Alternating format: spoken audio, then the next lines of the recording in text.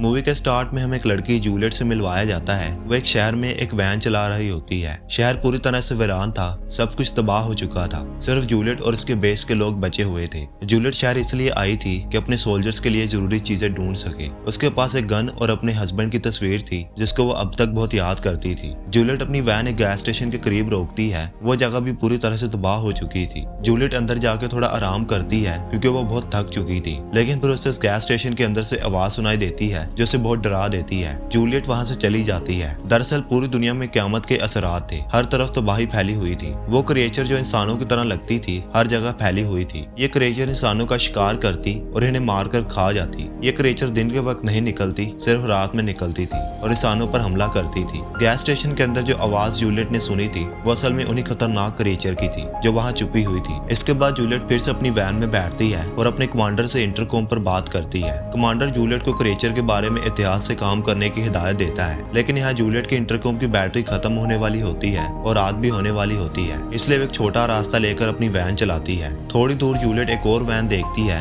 जहाँ एक आदमी जख्मी होता है। जब जूलियट उस जख्मी आदमी के पास जाती है और उससे पूछती है तो वो जूलियट को बताता है मुझ पर रात को एक क्रिएचर ने हमला किया था और ये सब मुझे किया है। मैंने उस क्रिएचर को अपनी वैन के अंदर बंद कर दिया है, लेकिन वो आदमी बहुत तकलीफ में होता है, इसलिए वो जूलियट से कहता है कि मुझे मार दो क्योंकि वो अपनी तकलीफ बर्दाश्त नहीं कर पा रहा होता। जूलियट उस जख्मी आदमी की वैन के अंदर जाती है और इस क्रिएचर को मार देती है। उसके बाद वो वहाँ से जरूरी चीजें निकाल कर बाहर आती है। तब तक वो जख्मी आदमी भी मर चुका होता है। अब रात होने वाली होती है, इसलिए जूलियट जल्दी से अपनी वैन में बैठती है और अपने बेस की तरफ निकल पड़ती है। रास्ते में जूलियट अपने हस्बैंड की तस्वीर देखती है जो रास्ते पर पड़ी होती है। वो इस तस्वीर को देखकर गाफिल हो जाती है और उसके वैन का एक्सीडेंट हो जाता है। यहाँ से कहानी फ्लैशबैक में चली जाती है जब सब कुछ ठीक था और दुनिया इस तरह तबाह नहीं हुई थी। हम जूलियट को एक आर्ट गैलरी में देखते हैं जहाँ वो पेंटिंग्स देख रही होती है। वहाँ उसकी जैक से पहली मुलाकात होती है जो उस आर्ट गैलरी का ओनर होता है। जैक जूलियट के पास आके पूछता है क्या तुम्हें ये पेंटिंग पसंद आई? जूलियट कहती है हाँ शायद, लेकिन असल में वो पेंटिंग्स देखने नहीं आई थी बल्कि मुफ्त का खाना लेने आई थी। उसकी बातों से जैक को समझ आ जाता है कि जूलियट को पेंटिंग्स के बारे में कुछ नहीं पता। जूलियट उसे बताती है कि बाहर बारिश हो रही थी इसलिए मैं यहाँ आ गई। जैक उसकी बात सुनता है और कहता है कि मुझे पता है कि तुम्हें यहाँ गॉड ने भेजा है ताकि वो हमें एक साथ ले आए। फिर वो जूलियट को एक पेंटिंग दिखाता है जिसमें एक अजीब सा चेहरा बना होता है। जैक कहता है कि इसे देखो, देखने में कितना बुरा लग रहा है, लेकिन मेरी बात मानो, इसे ध्यान से देखो, इसके चेहरे पर मत जाओ बल्कि देखो कि ये कितनी खूबसूरती से बनाई गई है। जैक असल में जूलियट को इंसानी सोल और इंटरनल ब्यूटी के बारे में समझा रहा होता है। अगली सुबह जैक फिर से जूलियट से मिलता है और उसे अपने घर ले जाता है। जूलियट उसका घर देखकर हैरान रह जाती है क्योंकि वो घर बहुत बड़ा और खूबसूरत था।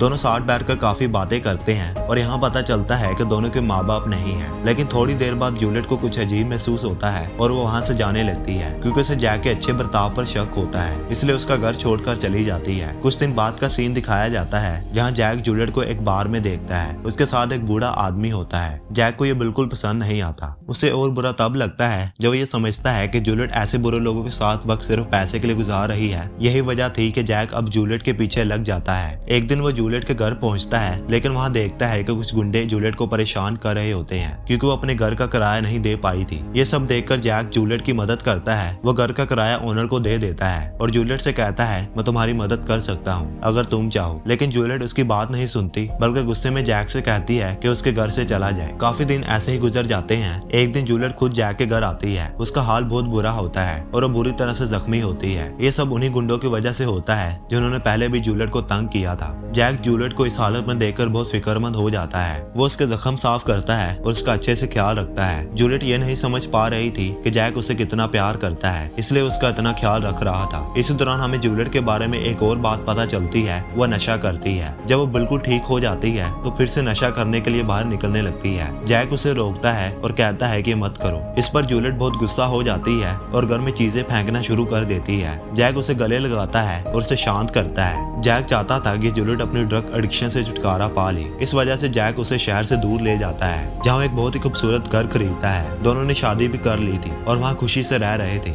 एक दिन जूलियट जैक को खुशी की खबर देती है वो मदर बनने वाली है। ये सुनकर जैक बहुत खुश होता है।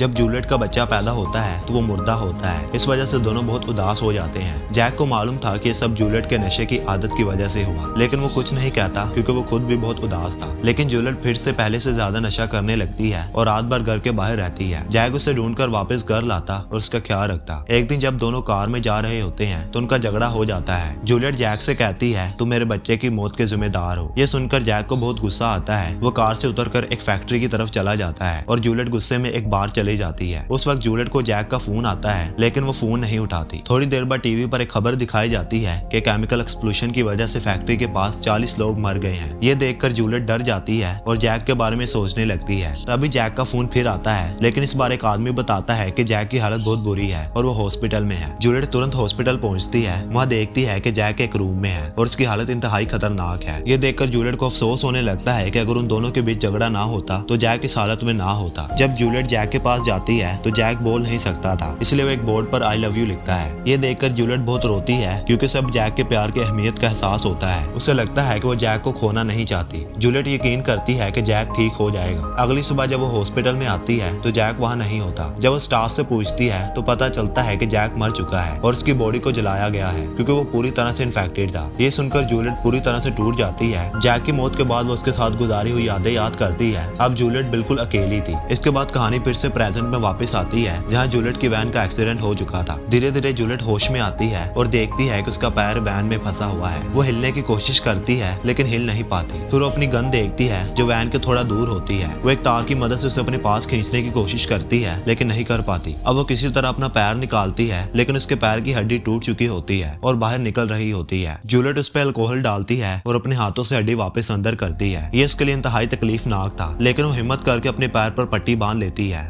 जूलियट अपनी वैन में रखे रेडियो की मदद से अपने बेस से राब्ता करने की कोशिश करती है, लेकिन किसी से बात नहीं हो पाती। धीरे धीरे वो घिसक कर वैन के बाहर निकलती है और अपनी गन उठाती है। तभी उसकी रेडियो की आवाज सुनकर वो अजीब क्रिएचर वहाँ आ जाता है जो बिल्कुल इंसानों की तरह लगता था। दरअसल ये सब क्रिएचर पहले इंसान थे, लेकिन उस फैक्ट्री के केमिकल एक्सप्लोजन की वजह से ये क्रिएचर्स बन गए। वह एक्सप्लोजन जिसमें जैक भी मर गया था। जूलियट फिर अपने रेडियो पर एक आवाज सुनती है जो उसके बेस से आती है, लेकिन अब वो क्रिएचर भी उसकी तरफ बढ़ने लगता है क्योंकि रेडियो की आवाज उसे जूलियट की जगह का पता दे रही होती है। तभी जूलियट रेडियो को अपनी वैन से दूर फेंक देती है, जिसकी वजह से वो क्रिएचर रेडियो की तरफ चला जाता है। वो रेडियो को उठाता है और दूर फेंक देता है। जूलियट फिर कुछ ट्यूबलाइट्स बाहर फेंकती है ताकि अंधेरे में कुछ देख सके और रेडियो ढूंढ सके। ट्यूबलाइट्स की रोशनी की मदद से वो रेडियो ढूंढ लेती है, लेकिन उसी वक्त वो क्रिएचर उसे देख लेता है और उसका पीछा करने लगता है। जूलियट जल्दी से वापस अपनी वैन में चली जाती है और अपनी गन के साथ उस क्रिएचर का इंतजार करने लगती है। वो क्रिएचर पिछले वाले दरवाजे से जूलियट को पकड़ लेता है, लेकिन जूलियट वैन का एक्सीलेटर दबा देती है, जिसकी वजह से वो क्रिएचर घबरा कर पीछे हट जाता है। लेकिन वो फिर से जूलियट पर अटैक करता है। इस बार जूलियट उसे गोली मारकर दूर कर देती है। इसी दौरान जूलियट अपने बेस से रेडियो पर बात कर लेती है। बेस वाले उसे कहते हैं कि अपनी वैन का ट्रैकिंग डिवाइस ऑन करो ताकि हम तुम्हें ढूंढ सके। जूलियट ये काम करती है। जब वो क्रिएचर से बचने की कोशिश कर रही होती है, तभी वो क्रिएचर उसकी वैन के सामने का शीशा तोड़कर उसकी तरफ बढ़ने लगता है, लेकिन जूलियट तुरंत वैन का हेडलाइट ऑन कर देती है, जिसकी रोशनी की वजह से वो क्रिएचर भाग जाता है क्योंकि ये क्रिएचर ज्यादा रोशनी बर्दाश्त नहीं कर सकते थे। बाद में जूलियट रेडियो पर फिर अपने बेस से बात करती है। बेस वाले उसे कहते हैं कि हम खुद खतरे में हैं। अगर तुम सुबह तक जिंदा रही तो हम तुम्हें बचा लेंगे। ये सुनकर जूलियट और ज्यादा डर जाती है। तभी उसे एक और कार की आवाज सुनाई देती है। जूलियट उस कार को देखती है और उन्हें पुकारने लगती है, लेकिन वो लोग असल में चोर और गुंडे होते हैं जो लोगों को मारकर उनका सामान लूट कर भाग जाते थे। जब उनमें से एक आदमी जूलियट की आवाज सुनता है तो उसे बचाने के बजाय वो उसे मारने के लिए उसकी तरफ बढ़ता है, लेकिन तभी वहाँ मौजूद क्रिएचर उस आदमी को पकड़कर मार देता है और उसका मांस खाने लगता है। इस तरह जूलियट की जान बच जाती है। बाकी लोग वो क्रिएचर देखकर डर के मारे भाग जाते हैं। अब बेचारी जूलियट हर चीज से बहुत डर चुकी होती है। वो सोचती है कि वो अपनी जान खुद ले ले क्योंकि वो किसी क्रिएचर के हाथों मरना नहीं चाहती थी, लेकिन फिर वो हिम्मत करती है और वैन के बाहर निकलती है। उसके पास एक पेट्रोल का कैन और एक फ्लेयर स्टिक होती है। वो पेट्रोल कैन को वैन से दूर रखकर फ्लेयर स्टिक से आग लगा देती है। रोशनी देखकर वो क्रिएचर उसकी तरफ बढ़ने लगता है। जैसे वो क्रिएचर उसके पास आता है, जूलियट पेट्रोल कैन पर गोली चलाती है,